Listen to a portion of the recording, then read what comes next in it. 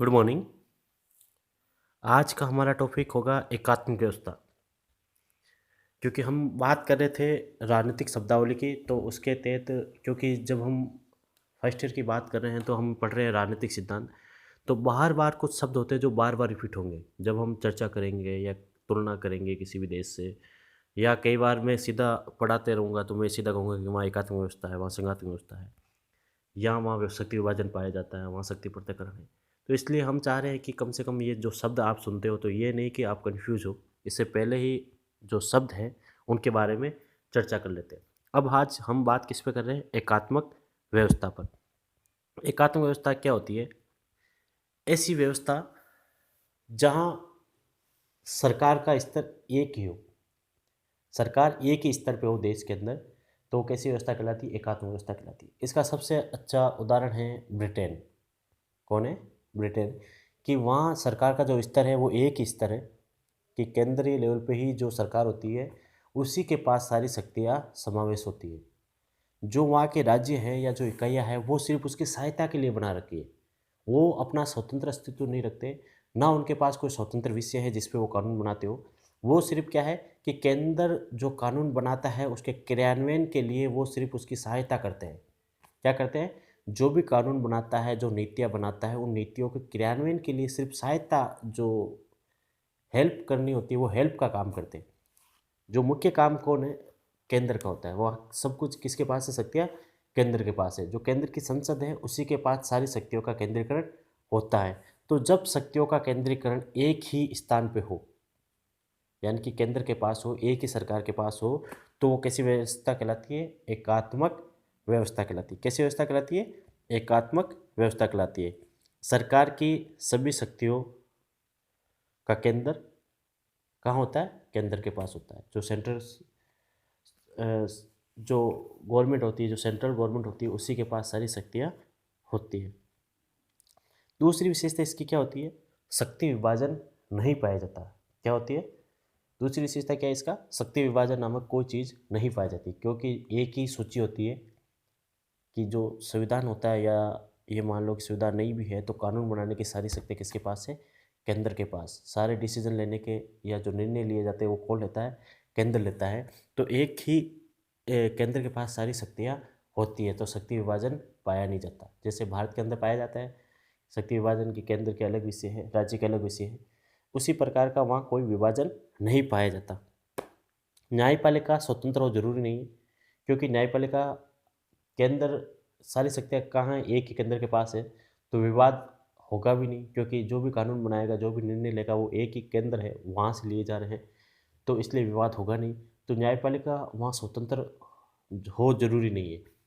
स्वतंत्र रख सकते हैं, वो देश की या परिस्थितियों पर निर्भर करता है, लेकिन वहाँ स्वतंत्र हो ये जरूरी नहीं है, क्योंकि ब्रिटेन में न्यायपालिका स्वतंत्र नहीं है। एकल नागरिकता पाई जाती है कि वहाँ एक ही नागरिकता मिलेगी आपको, दोहरी नागरिकता नहीं होती। जो केंद्र होता है, केंद्र की नागरिकता ही आपको प्राप्त होती है। संविधान भी एकल ही होता है कि एक केंद्र का संविधान ही होता है। अलग अलग राज्यों के अलग अलग संविधान नहीं होते, सिर्फ एक ही केंद्र का संविधान होता है जो संपूर्ण क्षेत्र पर लागू होता है। और जो ये व्यवस्था होती है एकात्म व्यवस्था, इसका जो मुख्य उद्देश्य है वो है राष्ट्र की एकता को मजबूत करना।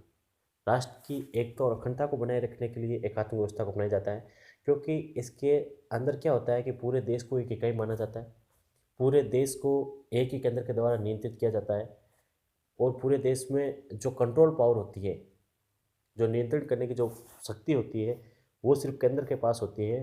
तो राष्ट्रीय एकता ज़्यादा मजबूत होती है, क्योंकि जो नीतियाँ हैं वो एक ही तरीके की नीतियाँ बनती है, एक ही तरीके की नीतियाँ बनती है, तो कोई भी विवाद नहीं होता। तो जो एकता है वो मजबूत होती है। जो एकता के लिए कार्य किए जा सकते हैं वो ज़्यादा किए जा सकते हैं। वहाँ झंडा भी एकल होता है, राष्ट्रगान भी एकल होता है, मतलब कि सारी चीज़ें एकल होती है। आपको नागरिकता एकल मिलेगी। आपकी पहचान और पहचान सिर्फ किससे होगी? देश से होगी। आपके राज्य से आपकी कोई भी पहचान नहीं होगी। आपको यदि पूछा जाएगा तो आपका सीधा देश पूछा जाएगा, देश से ही आपकी पहचान है। आपकी जो राज्य है, राज्य के नाम पे, स्टेट के नाम पे अलग से कोई पहचान नहीं होगी। तो ये एकात्म व्यवस्था कहाँ पाई जाती है? ब्रिटेन के अंदर। सबसे अच्छा उदाहरण कौन सा है? ब्रिटेन। जबकि हमने पहले जो इससे पिछले वीडियो में जो चर्चा की थी उसमें हमने संघात्मक व्यवस्था के बारे में चर्चा की थी। उसका सबसे अच्छा उदाहरण कौन है? अमेरिका। कौन है?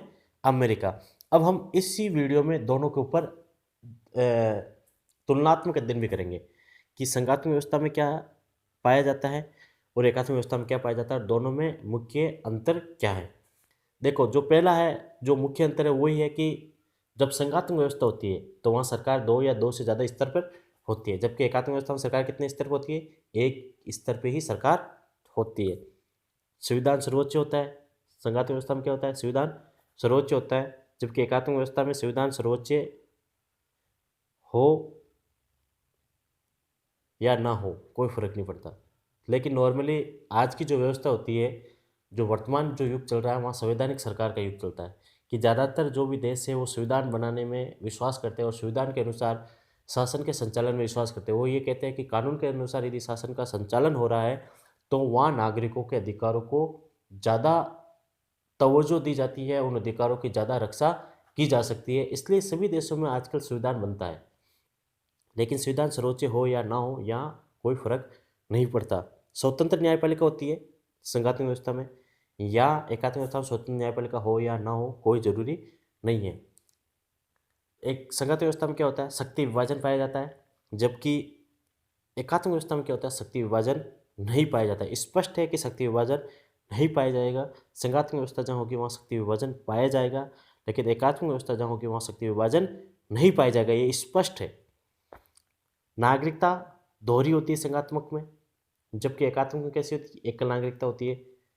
संविधान कैसा होता है? संघात्मक में दोहरा संविधान होता है, जबकि एकात्मक व्यवस्था में कैसा होता है? संविधान एकल ही होता है, केंद्र का ही संविधान होता है, अलग अलग राज्यों के अलग अलग संविधान नहीं होते।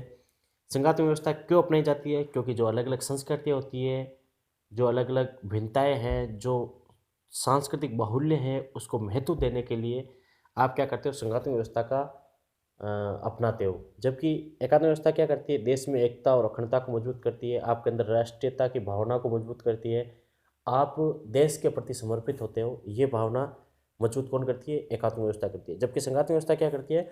जो आपकी स्थानीय पहचान है उसको भी बनाए रखती है, उसी स्थानीय पहचान को महत्व देते हुए वो राष्ट्रीय एकता और अखंडता को बनाए रखती है। अब हम चर्चा करते हैं, ये दोनों शब्द हमने चर्चा कर लिया। अब बात करते हैं भारत में ऐसी कौन सी व्यवस्था है जो अपना रखी है। हमने भारत में संघात्मक व्यवस्था का जो प्रारूप है वो अपनाया है, लेकिन एकात्मक व्यवस्था के भी कुछ लक्षण है अपने संविधान के अंदर जो हमने लिए हैं। एकात्मक व्यवस्था के कौन कौन से लक्षण लिए हमने? जैसे नागरिकता हमने एक ही रखी है। कैसी नागरिकता रखी है? एकल नागरिकता ही रखी है। संघात्मक व्यवस्था अपनाते हुए भी हमने नागरिकता कैसी रखी है? एकल नागरिकता रखी है। संघात्मक व्यवस्था अपनाते हुए हमने संविधान कैसा रखा है? एक ही रखा है। राजस्थान का आपके कोई अलग संविधान नहीं है, क्योंकि संघात्मक व्यवस्था होती है तो क्या होता है? राज्य का भी अलग संविधान होता है, लेकिन आपके राज्य का कोई अलग संविधान नहीं है। हमने संविधान कैसा रखा है? एक ही रखा है, ठीक है। और देश की एकता और अखंडता को मजबूत करने के लिए हमने क्या रखा? झंडा भी एक ही रखा है। तो ये जो विशेषता होती है, राष्ट्रगान भी एक ही रखा है। तो ये जो विशेषता होती है कि देश को एकता और अखंडता में बनाए रखने के लिए हमने दोनों ही चीज़ें अपनाई है कि हमारी जो भारत में जो अलग अलग संस्कृतियाँ उनको महत्व भी मिल जाए, क्योंकि संघात्मक व्यवस्था अपना रहे हैं। इसके अलावा देश की एकता और अखंडता को भी कोई चुनौती नहीं आए, वो भी बनी रहे। इसके लिए हमने क्या किया? एक ही पहचान रखी कि हम सिर्फ क्या है? भारतीय। आपसे यदि पूछा जाएगा तो आप क्या कहोगे? सबसे पहले हम भारतीय, क्योंकि आपका जो आईडी कार्ड बनता है, वो जो वोटर आईडी बनता है या और कुछ भी बनता है, वो सिर्फ एक नाम से बनता है। किसके? देश के नाम से बनता है कि आप भारत के नागरिक हो। ये नहीं कि आप राजस्थान के नागरिक हो। राजस्थान के नाम से आपकी कोई नागरिकता नहीं है। आपकी नागरिकता किससे मिलती है आपको? सिर्फ और सिर्फ भारत के नाम पे। किसके नाम पे मिलती है? भारत के नाम पे। धन्यवाद।